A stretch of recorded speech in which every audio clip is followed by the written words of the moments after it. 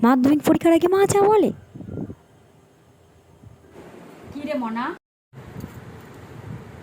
আজ লজ্জা নেই যে তোর মাধ্যমিক পরীক্ষা তুই ফোন কথা ছিলিস? হ্যাঁ, বাড়ি গুড্ডুকে দেখ, কত কথা খাচ্ছে, খেতে খাচ্ছে, খেতে করছে, কত কথা খাচ্ছে, কটিতে গিয়ে পর্যন্ত করছে, ঘুমাতে ঘুমাতে পর্যন্ত করছে, ঘুমাতে ঘুমাতে বেশি কিছু চাই না, তুই শুধু পাস করে আয় তাহলেই হবে। লেটার লেটার বুটার আমার কিচ্ছু চাই না। তুই যদি ফেল করিস মনা, আমি এই পড়াতে কাউকে মুখ দেখাতে পারবো না। আমি পাস করবো, তুমি দেখবে। জানে পাস করবে না ফেল করবে।